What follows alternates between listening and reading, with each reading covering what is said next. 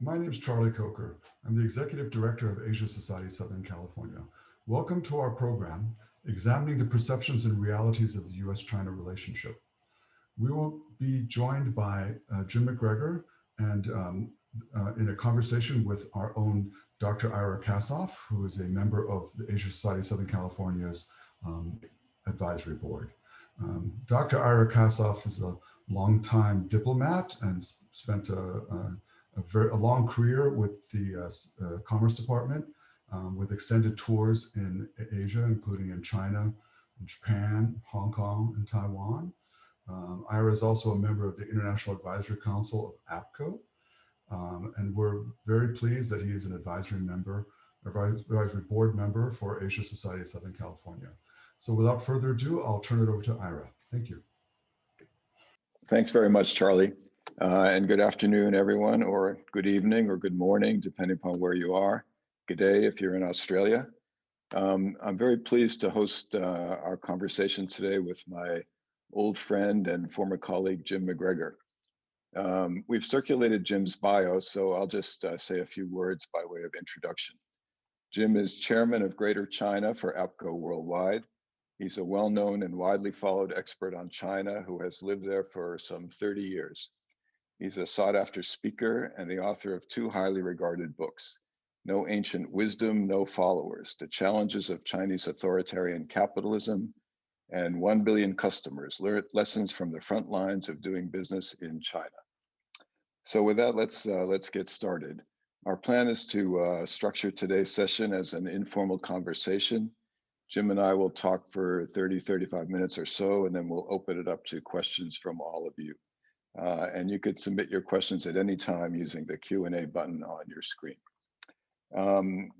So Jim, our top line topic for today's program is the perceptions and realities of the US-China relationship. So let's start with that.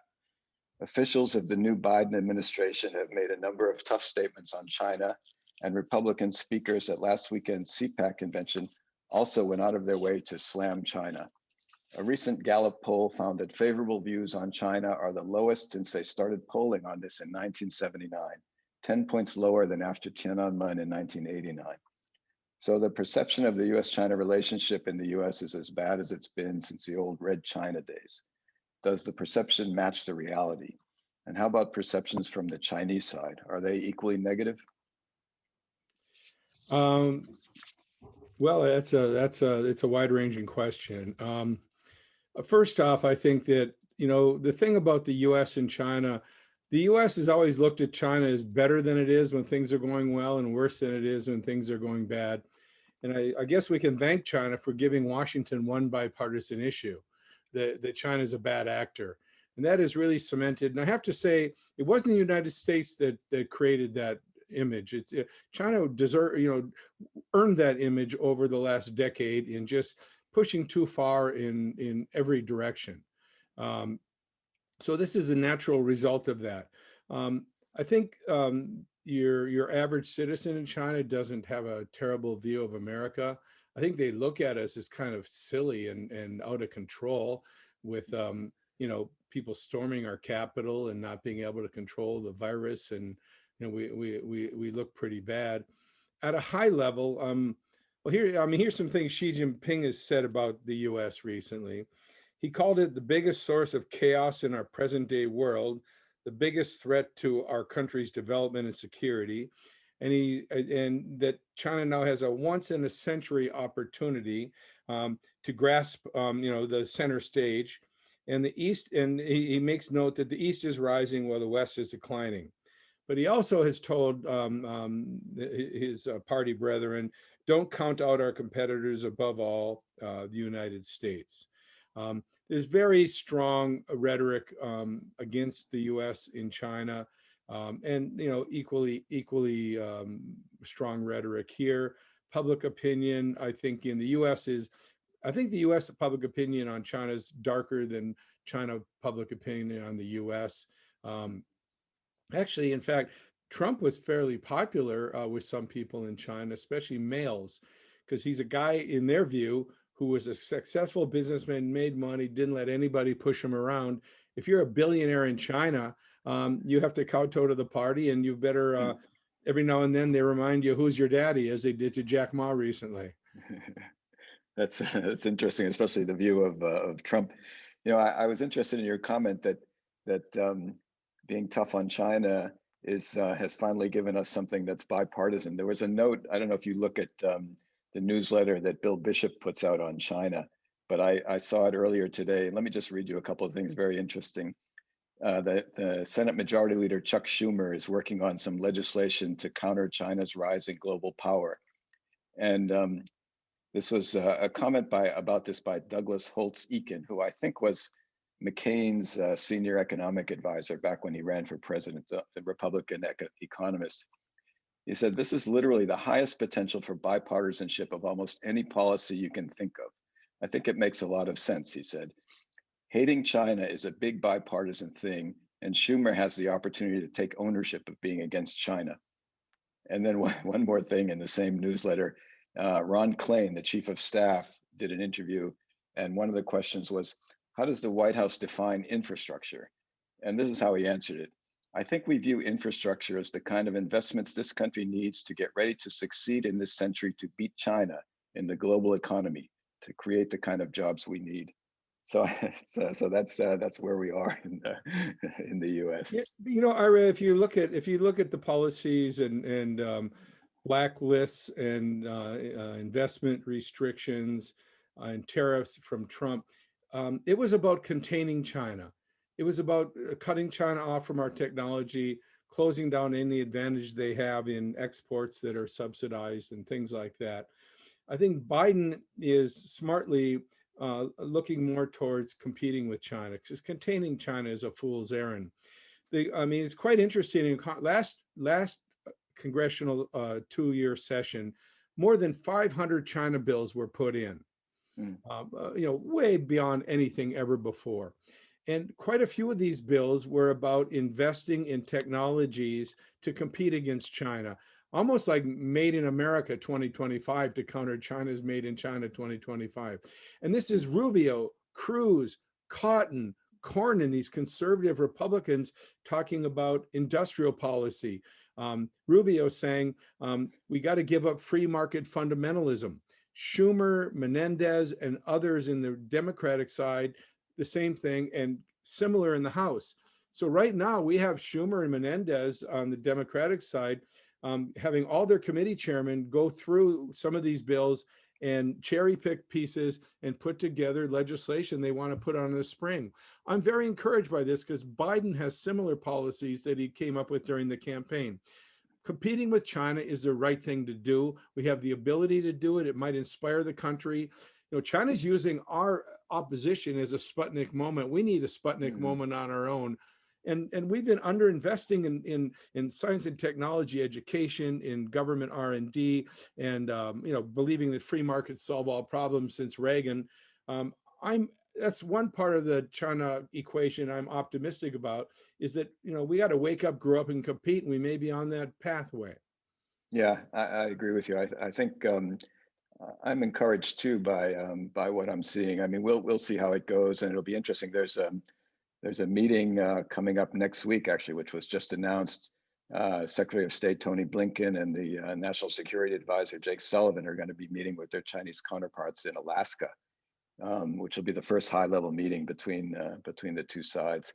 I think that the Biden administration does look like they're going to be taking a realistic approach to compete with China, to confront China as appropriate, to try to find areas where we can cooperate. So it's early days, obviously, but I'm pretty optimistic. So, you know, when Trump came into office, the Chinese were desperate to try to talk to the administration, so they went to Wendy Deng, who went to Ivanka, who you know, who then got Cui Tiankai talking to the White House, and then they did the chocolate cake summit at Mar-a-Lago to open things up. This time around, as soon as Biden was elected, they said, we're going to send Yang Jiechi, the foreign affairs guru from the party, and key Xi advisor, and a huge delegation were coming. And Biden's people said, no, thank you. We're not ready to talk to you. We're busy. Right. And And now they're going to Korea and Japan, and they're letting China meet them on the way back in Alaska, not Hawaii where it's warm, but Alaska where it's cold. So I think that is the attitude of, no, look, we're going to sort this out. We're going to take our time looking at what's been done, and we're going to sort it out. And I don't know. I find that a much more hard-headed view than they had than during the Obama administration. Yeah, and one of the things that the Biden administration has said is that before they engage with China, they want to talk with our allies and try to get on the same page. And so I think what you just mentioned is exactly right. They're going to stop in Tokyo and Seoul first, and then meet with the Chinese on the way back. So, so let's move on. You've been based in China for a long time, as I mentioned in the intro, although I know you've been holed up in your Minnesota cabin there for a while. Can you give us a brief update on the latest political and economic developments in China? There's been a lot of talk about Xi Jinping promoting a concept called dual circulation. Maybe you can also take a minute to explain what that is. Yeah, dual circulation is, well, it's probably a refinement of some of the things they were thinking about and doing before. You know, I think with the global, starting with the global financial crisis, but going into Trump's tariffs and COVID, and now opposition around the world to China, Xi Jinping has said we got to redo our international formula. It's not so much joining all the international organizations and getting as much business globally as we can. We got to step back and sort this out. And we got to make China more dependent, less dependent on the world, and make the world more dependent on China. So we don't want to, China does not want to depend on export earnings. It doesn't want to depend on foreign economies for its growth. It doesn't want to depend on foreign technology. So it wants its consumer market to be its driver. It wants its technology to eventually dominate. And it wants foreign companies that can serve China to be there and to give them good business, so that they will be back at their home government saying, don't mess with China, you'll mess up my market share. So if you are a company and you have technology China needs and wants, or even if you're a logistic company that can help their consumer market and distribution of goods do better, if you have consumer goods that are appealing to Chinese, you'll probably have opportunities in China. But you got to be careful on whether you're getting a visitor's permit or a resident visa. You know, are you just there for a while till China, it gets what it needs from you? Or are you there for the long term? That's a question companies have to ask themselves. And again, I'm not going to say China can fulfill its wishes of self-reliance, but that's very clear where they'd like to go. Yeah, interesting. You know, in some ways, the dual circulation concept is a little bit of an evolution from what the US and China used to talk about in the strategic economic dialogue and the strategic and economic dialogue back in the end of the Bush years and the beginning of the Obama years. We used to push China in those days to stop focusing on exports, stop subsidizing exports, develop their domestic market, focus on increased domestic consumption. The thinking being that that would suck in more imports from us and reduce their volume of exports. So the dual circulation in some ways is a little bit of an outgrowth of that, I would say. Yeah, it's basically, it's designed to have China survive protracted hostility, protracted conflict with a wide world, not just America. Yeah, and that actually leads into my next question for you, which is about another buzzword that we hear a lot: decoupling. President Biden recently called for a supply chain review of 4 product classes: semiconductors, high capacity batteries, critical minerals and strategic materials, and pharmaceuticals and active pharmaceutical ingredients. These are all areas where the US is dependent on or in serious dispute with China. Biden also called for a year-long review of 6 key sectors, including the US defense industrial base, public health and biological preparedness, information and communication technology, and so forth. Though it's not portrayed as such, this all sounds like steps towards decoupling from China. And you've also recently written about a report that the US Chamber of Commerce put out about decoupling and what the impact that decoupling might have on the US economy. So maybe you can give us a short primer on decoupling and its implications. Yeah, as Hank Paulson has said, you can't decouple if you're not a couple. You know, the whole world is doing business with China. China's now the leading trader with 2/3 of the world's countries. Decamping the U.S. from that role. Look, all right, the U.S. Chamber report was aimed at kind of taking an extreme view. Okay, let's say that we put 25% tariffs on all U.S.-China trade. You lose 190 billion in annual trade. If U.S. aircraft and aviation services can't sell in China, 225,000 jobs out the door and somewhere between 40 and 50 billion dollars a year loss.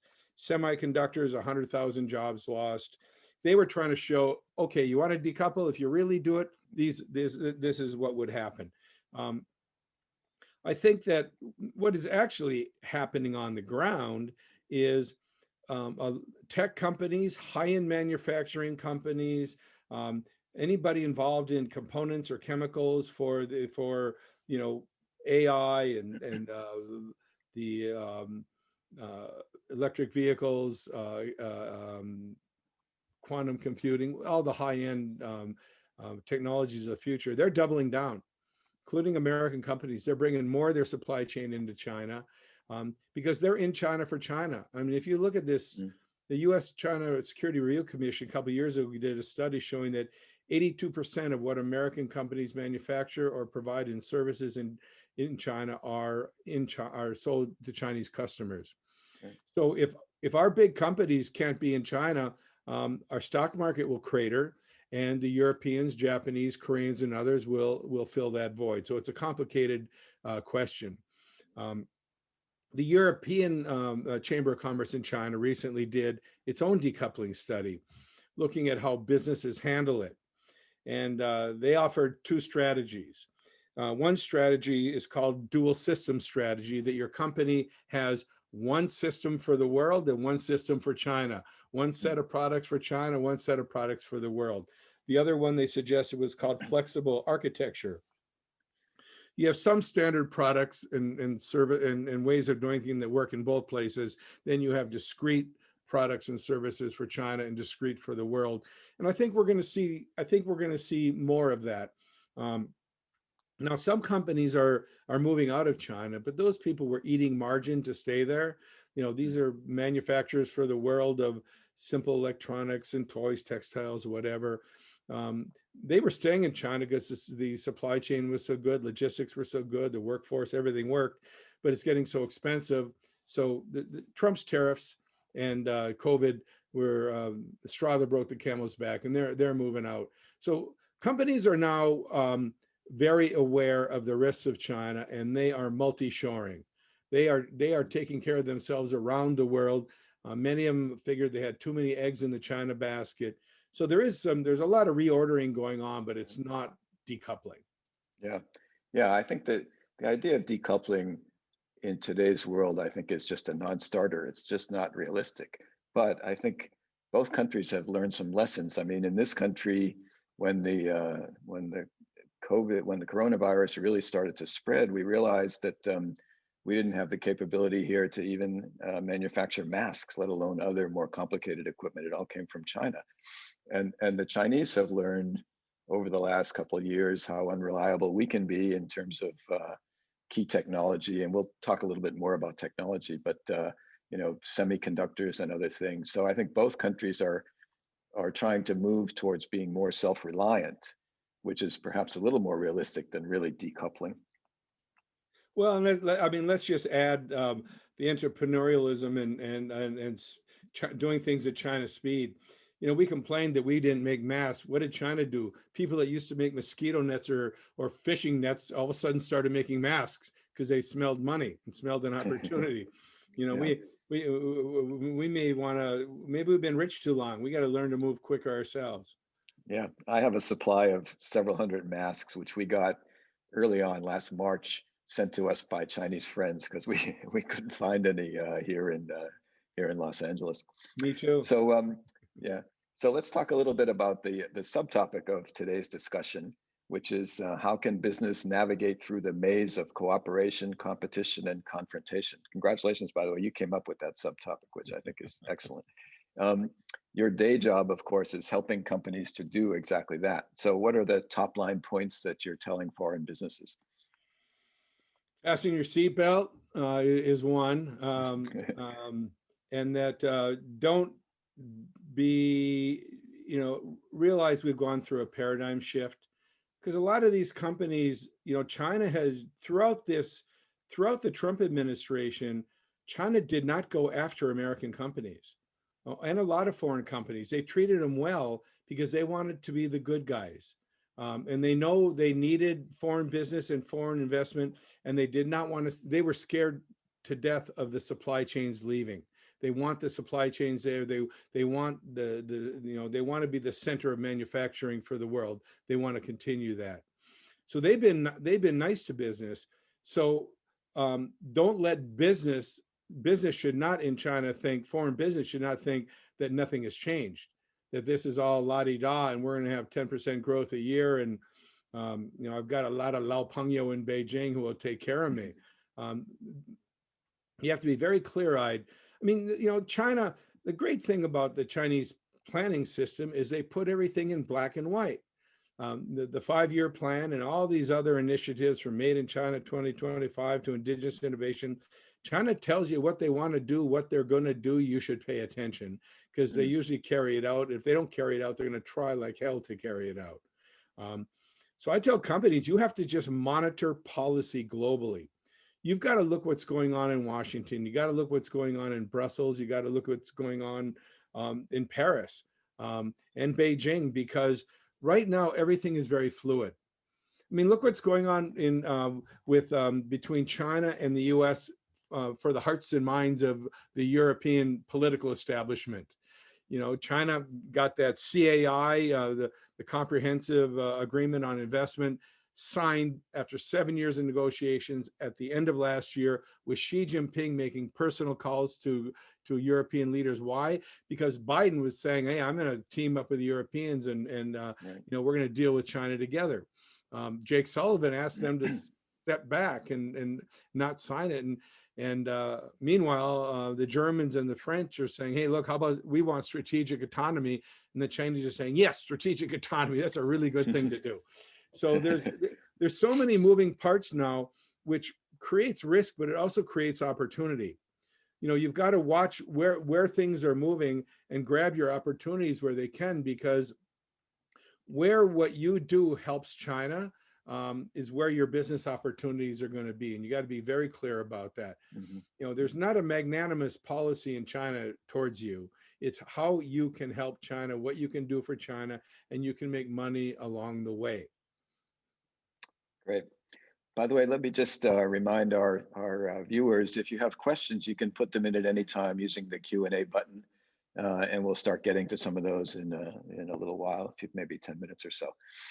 So Jim, you and I have talked before about the technology competition that's going on between the US and China, and steps the US has been taking to control the export of sensitive technology to China through export control policies, the so-called entities list, and so forth. US government has also taken steps to limit Chinese investment and acquisitions into the US through CFIUS, et cetera.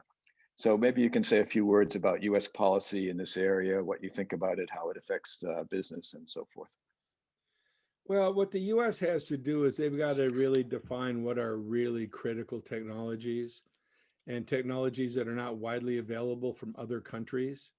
Right now, it's everything to do with China is negative. Every Chinese company is connected to the Communist Party. And we do not want our venture capital investing in Chinese companies. We don't want Chinese companies listed on our exchanges. So then the world's fastest growing economy, and probably going to be for the next few decades, American investors should not be able to make any money from that. We also should not get Chinese companies into our market. It really needs to be brought down to a much more intelligent level in how you handle it. And I'm hopeful about that, in the fact that Biden has got quite a review going across the government. He's got Eli Ratner doing what, 100-day review at the Department of Defense. The things you just talked about, the supply chain review and other things. They're methodically looking at things that Trump did, and sorting out what will we get rid of, what will we use for leverage in negotiations with China. And I think you're not going to see him undo any of that anytime soon, because there is so much, so much anger in Congress, especially among Republicans. If they back off on one little thing, you're going to have, Marco Rubio and Josh Hawley having a coronary, right, over it. Even if it makes sense. And also, he still has a bunch of people to be confirmed by the Senate for high-level positions. He doesn't want to stir up Congress until that's done. So we might start seeing some of it after that. I don't really remember your question. Did I get near it anyway? In any way? Yes, yes, you did. Yeah, the U.S. export control policy has always been very tricky. I was involved with that going all the way back to the 1980s, when I was in the consulate, U.S. consulate in Shanghai. On the one hand, it's a legitimate concern to try to control the export of complicated, what we call dual-use technology that has civilian use, but can also be converted easily to military use. But on the other hand, most of these technologies are available from other suppliers, the Europeans, Japanese, Koreans, and so forth. So if you don't have support across the board for those policies, and you limit U.S. exports, all you're doing is hurting U.S. companies, because the business will go to those competitors. So it's very tricky to try to find the right balance on that. Well, it's even more complicated than that now, because in those days, what made a bomb was bomb stuff. There was dual use, but it was more discreet. Now, artificial intelligence that tells you your toaster when to pop up is the same thing that's going to launch a missile. These are all commercial technologies that are in your phone and in your life that are also have military uses. And so, data and artificial intelligence and so many other things, it's way, way too complicated to sort out. But I was glad to see FIRMA, the strengthening of CFIUS happen, because it gives the government a chance to look at a lot of different kinds of transactions and a lot of different kinds of technologies and products and even services that, because look, China, we get back to decoupling and protecting your own stuff. China's only done strategic coupling. They only let certain companies in. They only let certain technologies in. They only let you play in certain areas in China. They've been doing this for a long time. We were the ones that were all about being open. I think we're just responding to what China's behavior from the day it opened. Yeah, and just I think most of our viewers, I'm sure, are familiar with CFIUS, but in case there are some people who are not, it's the Committee for Foreign Investment into the United States. It's an interagency committee that reviews certain investments that have national security implications. And the mandate of CFIUS has been broadened quite a bit in recent years, so that CFIUS now, that committee now reviews many more investments from China than it used to. But so that's partly how we're responding to exactly what you said, to try to look at more of the Chinese investment that's coming in. Yeah, and it also mimics China in that it looks at economic security. China, it used to be just our military security, but now like China, it looks at our economic security. Is this going to affect the future of the U.S. economy? And that's a good thing. I think that's an important thing we should keep an eye on. Yep.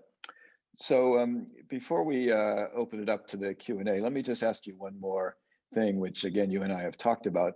There was an article recently by a man named Ryan Haas, which is entitled, "China is Not 10 Feet Tall."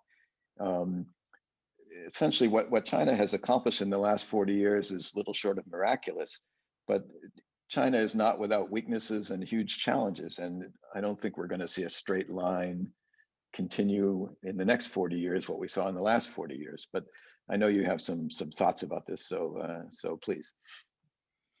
Yeah, I mean, now there's a as I said earlier, right? When China's doing well, they're looked at as better than they are. When they're doing poorly, worse than they are. We're at a better than they are right now, because this behemoth machine that can get their products all over the world and be subsidized and undercut the pricing of anybody else, and their ability to to move to basically to control their own economy, to have their private enterprise, their state enterprise, and everything in between, carry out the party's goals, is a formidable machine, etc. And they're on an endless march up. That's one view, and that's where we're looking at it now. But let's not forget that this is a country that has huge problems. Right now, it's eight workers for every retiree. By 2050, it's one worker for every two retirees. They got a real demographic nightmare on their hands. The country is over the charts anywhere with chronic diseases, from becoming wealthy and living in pollution, diabetes, heart, lung problems. It's got a very, even though it's improved a lot, the healthcare system is still very, very leaden by the state. Pollution. And also, what a big thing is now we have top-down Leninism. Well, how did China move so fast in reform? Because entrepreneurs, and also bureaucratic entrepreneurs, a bureaucrat in a city could come up with a good idea that was a policy and make it work, and it'd be replicated across the country.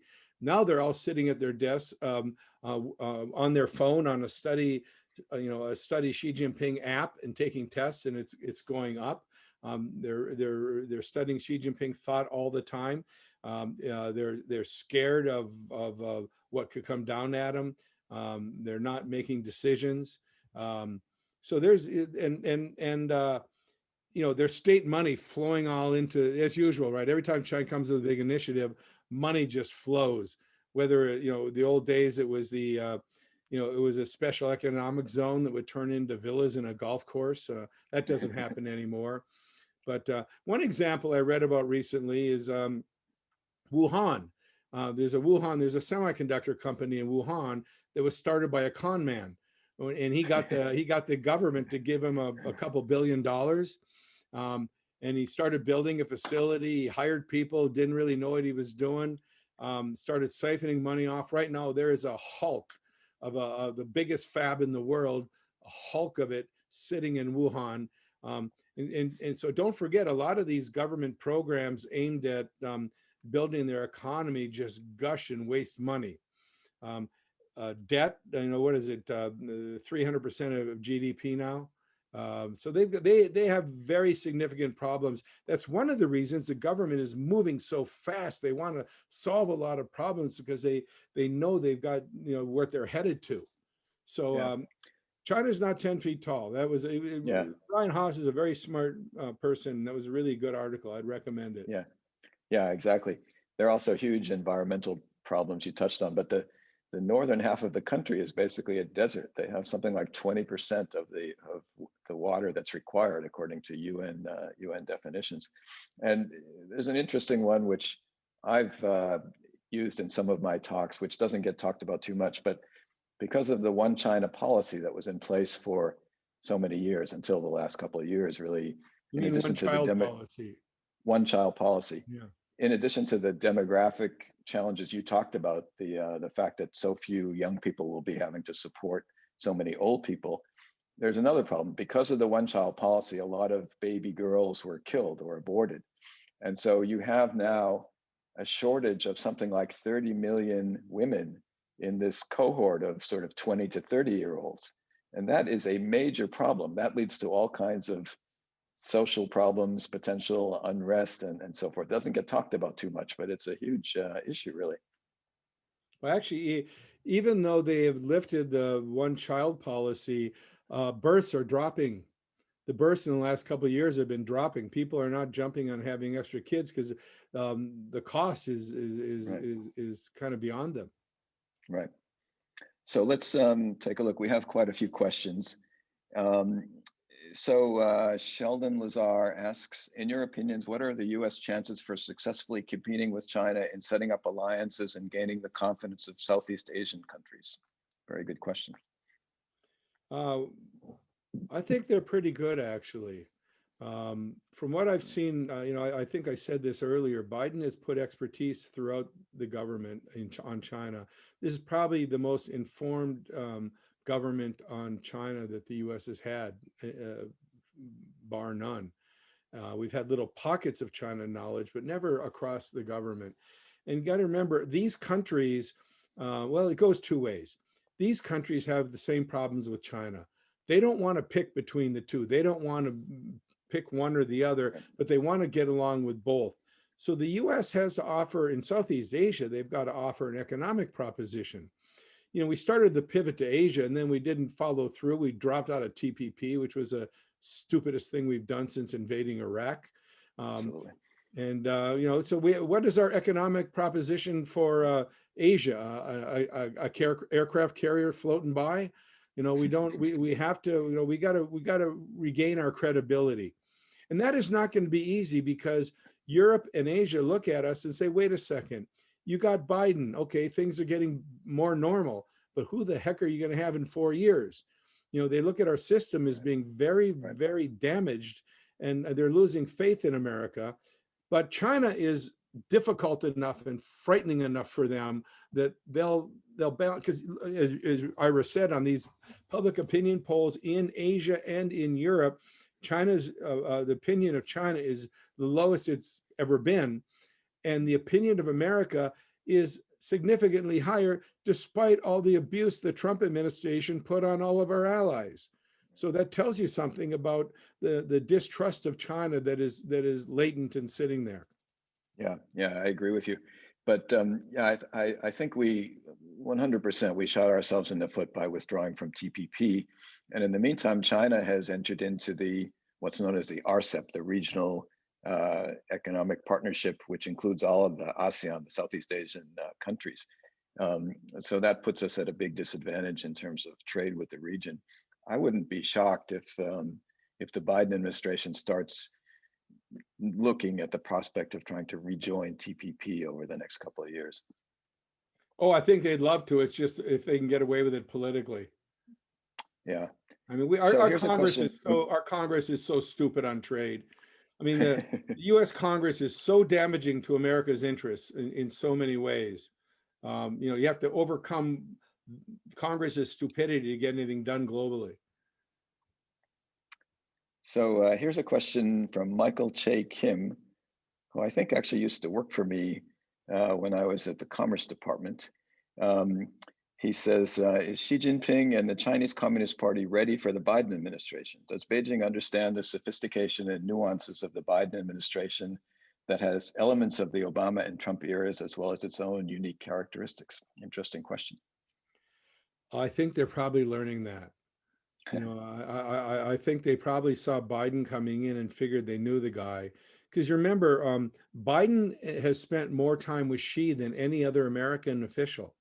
When he was vice president, he traveled with Xi for multiple days in China, and Xi traveled with him for multiple days in the US. Now, that caused him trouble during the campaign because he said nice things about Xi at that time that came back to haunt him in campaign commercials. But I think they have a feeling for each other. Remember, the phone call between Xi and Biden, the readout was very harsh. It was human rights and all the your trade transgressions. But they talked for 2 hours. I think that readout was for American politics, but they talked for 2 hours. They couldn't have berated each other for 2 hours. Now, Biden could talk for 2 hours. That's for damn sure. He's a talker, yeah. But I would assume they had a much more in-depth and reasonable call than those readouts showed. So China's going to have to figure it out because China is, with its wolf warrior diplomacy and other things, it's not got a good image globally right now, and they gotta climb their way out of that. Yeah, I would never underestimate the sophistication of the Chinese government. a lot of my career in government was dealing with Chinese officials, negotiating with Chinese officials, and so forth. And the level of understanding and of the United States and the sophistication of those people far surpassed, to be honest, anything that we had. And so I imagine that they've done their homework. I mean, obviously, it's a new administration. A lot of positions are not even filled yet, but I'm sure that they are pretty far along in terms of understanding the administration and developing their own plans for dealing with it. But I don't know if they'll be able to come up with a new playbook, because they, what China does is they try to get a hold of the bankers and a few of their old friends and try to use them for influence. And I don't know how much information gets to Xi Jinping in this current system. Is he listening to Wang Huning and a lot of very strong ideological stuff, or does bad news get up to him? That's a question. Yeah, it's a good question. I was thinking more in terms of kind of working level, the people that actually do the interaction with U.S. government counterparts and develop the position papers and so forth. But at higher levels, it's a good question. So here's a question from Brian Triger, who's a member of our advisory board here in Southern California. He says, how will Taiwan influence the foreign policy and trade economic pas de deux, pardon my French accent here, between the US and the PRC? That's a very good question. Taiwan, after not being a huge part of stress in the relationship, is now a very worrisome thing. With the Trump administration was very in your face with Taiwan. We're going to do more, and Congress, passed a law to allow the administration to be more open and more higher level people and more direct with Taiwan. And there's a chance of a Taiwan free trade agreement coming around. But I think because of what happened, the way Hong Kong was shut down so quickly, and the harshness of China in eliminating Taiwan from every international organization participation, including during COVID, when Taiwan did a damn good job and could have probably helped the world. There's a lot of positive sentiment in the US and in the US Congress for Taiwan. Now, whether, there's all these news reports that Mr. Xi wants to take care of Taiwan while he's still in power, and speed it up. And it was always, let's move slowly before and things will work out. But also, I think they see it slipping away. Public opinion polls in Taiwan show that, 75% of the people say they're not Chinese, they're Taiwanese. So as that mounts, China worries, do we do something before it gets too far? So all of those elements are floating about right now. So you're right, Taiwan is a very complicated thing. Now, one more thing. The US has done 18 simulated war games in a war against China over Taiwan, and the US lost every one of them. With China's asymmetric warfare, with the missiles, with the carrier killer missiles, with the area denial capabilities, with the logistics being so far from the US, the ability to hit Guam and Japan bases if they needed to, we no longer have a lot of military space in that region. So it's gotten more and more and more complicated. I can't sort it out, but I can tell you the issues. Yeah, it's definitely one of the things that that China watchers worry about, including me. It's a pretty complex situation. I mean, the U.S. policy has been, in terms of military policy, has been something called strategic ambiguity. We don't want to spell out what we would do to encourage either side to be too aggressive. But it's an open question what we would actually do if it came to a military confrontation. But the one encouraging thing is that the cost of a military confrontation to everybody would be so high that it's a little bit hard to imagine that it would ever come to that. Well, if China invaded Taiwan, could American companies do business in China? You know, that, I mean, that's a question. Now, they don't have to invade.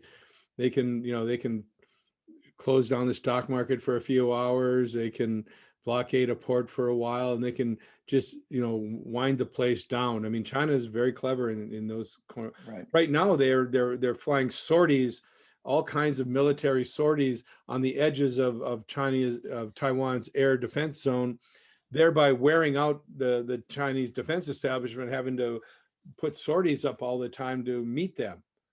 So they do have an erosion strategy going on. They're doing dredging near islands, so the Navy's got to go out there. Yeah, I mean, there are a lot of things they can do, but you know, the cost of going too far would be enormous. I mean, the investment from Taiwanese businesses in China is, I think, in the hundreds of billions of dollars. The amount of two-way trade, the amount of two-way tourism, although I'm sure it's slowed down now with COVID, but all of those things, that the economic ties between the two sides is enormous. Yeah, and let's not, I mean, the sad thing about all this is it's so unnecessary. The people-to-people relations between Americans and Chinese is so good. You know, we still have 1/3 of the foreign students in America are Chinese, about 375,000. The worrisome thing is those public opinion polls we cited earlier. 8 of 10 Americans support foreign students being at our universities, but about 55% say we should have fewer Chinese. We should limit Chinese. That shocked me. That's a new poll within the last month. Totally unnecessary. I think both sides need to climb down. We've all gotten on. We all, you know, both sides got a wrong bull. They got to step back a little bit. Yeah. Yep, I think it's a good idea, good suggestion. So here's a question from Anonymous. Do you think China will embrace and deploy a digital currency basis and blockchain value surety to supplant the dollar? And if so, how soon? That question is way above my pay grade. I don't do currency. I don't do blockchain, digital currencies. Yeah. There's a lot of experimenting going on, but it's not something that I know much about. Yeah, I'm in the same boat. I think I didn't, at the beginning when we started, I didn't refer to you as an old friend. I referred to you as a longtime friend. I don't like to use the term old, but I think you and I are maybe past the point where we can understand blockchain. But I heard a presentation on it the other day that the National Committee on U.S.-China Relations did. And it seems that China is moving pretty aggressively. I mean, there's been a lot of talk for a while about trying to decrease dependence on the US dollar. You know, if there's a major trade flow, let's say between the Middle East selling oil to China and importing consumer goods and other things from China, all that is done in US dollars. And the question for some time has been, why do they need US dollars in the middle of that?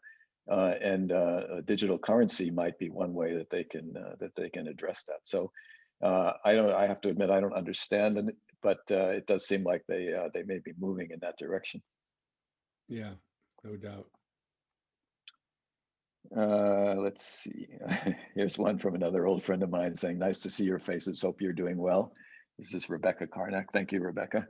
Oh, Rebecca. You know Rebecca? Oh, of course. Yeah, another person who used to work for me back in the day. So this is related to what you talked about with Southeast Asia. Jared Sandler asks, will the United States try to significantly strengthen their allies and alliances in Northeast and Southeast Asia in order to combat perceived threats from China? Very much so. I mean, that's the hope. That's the desire of you know, actually, you know, even during the Bush administration, really let go with diplomacy in Southeast Asia. We were so focused on the Middle East, we let our relationships there slide a lot. So there's a lot of rebuilding to do, but I think, you know, these countries want to be connected to the United States, and they also want to deal with China. They want to deal with both of us, not just one of us. And so they'll be, I think they'll be welcoming. And I think that, you know, connecting to the US also may help protect them on some of the problems they face with China. But they won't, look at Korea with the THAAD missiles and what happened to its companies and some of, Latte and some of its other businesses. They're scared of China. It's their neighbor, and it's a very aggressive neighbor. If you do anything that China doesn't like, look what happens. Give Australia a call right now.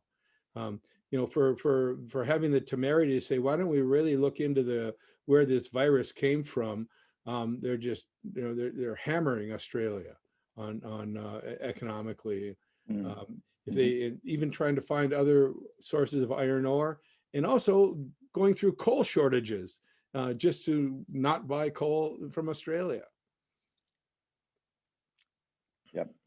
So here's a question from someone by the name of Ellen Eliasov, which is kind of a vaguely familiar name to me. She writes in from Beijing. She says, there's been quite a bit of speculation about who Biden will appoint as the US ambassador to China. What do you think the ideal profile of the new ambassador should be, given the unprecedented complexity of the bilateral relationship? It's got to be somebody of stature who can talk to Biden. It's got to be somebody that understands deep knowledge of foreign affairs. It can't be a businessman. There was talk about Rahm Emanuel at one point, which, he's a very hard-bitten character, which I don't know how smooth that would go. But there are, what's his name from Carnegie is supposed to be the guy. Who's that? Nicholas Burns? Nick Burns. Yes, I did hear some speculation about that, actually. I think it's pretty solid speculation, actually, that it seems that he is he's the guy in talk circles now. But you know what? What a tough job. Do you want to go to China and then just spend your time being called into the foreign ministry and being demarched? Having being called in and being demarched and being told you can't travel here and you can't travel there and you can't talk to these people and you can't talk to those people. It will not be a fun job. Yeah, let me just say for the record, if nominated, I will not serve. It's interesting. I spent many years both in Japan and in China, and in the old days, Japan was the most important relationship. As Mike Mansfield used to say, the most important bilateral relationship in the world, bar none. And our ambassadors to Japan were always very senior level political figures, including Mike Mansfield himself, a former Senate Majority Leader, Walter Mondale, former Vice President, Howard Baker, White House Chief of Staff, former Senate Majority Leader himself, people like that. And China ambassadors in the early days after we reestablished relations were more China experts who were not big-time political figures, but knew China, spoke Chinese, and so forth. And now that it's kind of reversed. For Japan, we have not such political heavy hitters, but more people who know the country. And for China, as you just said, you need somebody who knows Biden very well, who can pick up the phone and call him, and who the Chinese will know speaks for Biden. And that, I think, is probably the most important criterion, much more than being a China expert. But someone like Nick Burns, I think, would be a very good choice, because he's not a China hand, but he has obviously great foreign policy expertise. He's a 30-something year veteran of the Foreign Service, but he's senior enough to be well respected and to know Biden and to know other senior figures in the administration, including obviously Secretary of State Blinken. So we'll see how it goes, but I think well, he would be a good choice. Ellen, being in the movie business, will know one of the first people that was talked about was Bob Iger from Disney, and that was knocked off very quickly, because there's great consternation about China having too much influence in Hollywood.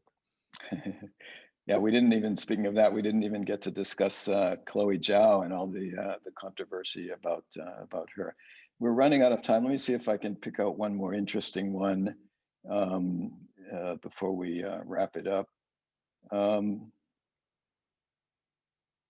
So let's see, Mark Fisher, please advise your thoughts on two pressing and critical issues requiring cooperation between the US and China. Opening up travel between the two countries as we recover from COVID, and climate change, alternative energy solutions, et cetera. What are our next steps? Well, Mark, that was an easy one. Travel between the countries it's quite interesting, actually, because China has controlled the virus quite handily through control. You know, if a case breaks out, they put 50,000 people in quarantine and it doesn't spread. But vaccines are not moving very fast in China. And a lot of my Chinese friends do not trust Chinese vaccines because there's been vaccine scandals in the past. So how can China open up if it doesn't have vaccines going? Because the outside world's going to now get better through vaccines, even though we've been America's been a petri dish of COVID for a year. Terrible. So opening up is China's going to have to really push its vaccines through its population, and it's going to have to do it step by step. But they're going to have to do it because they want to get back to business. There's a lot of business people still sitting offshore that can't get in. As far as climate change, it's in China's interest and I think they've worked quite hard on cleaning up. And those of us, including yourself, who live there, know that things have gotten a lot better. But that it was so toxic. It's going to take quite a while to clean up. But actually, you go back to the Obama administration, his signature agreement with China was, the Paris Accord and climate change. But there we were convincing China to do something that China needs to do. And, we're negotiating with them to do something they need to do. We got to quit doing that. Let them do what they need to do. And let's negotiate with them on something we need. Yeah, I'm going to maybe close this on an optimistic note. I think climate change is one area where we will find ways to cooperate with China. I mentioned briefly before, I think the new administration is going to be confrontational when they need to be. They're going to be competitive, but at the same time, they're going to look for areas to cooperate. And climate change actually is an area where we cooperated in the past. In the Obama administration, the early years, I was actually involved a little bit in that. We reached some very powerful agreements on clean energy. And the cooperation has kind of gone by the wayside a bit in recent years. But I think that that's an area where the two sides are going to be looking to find a way to work together.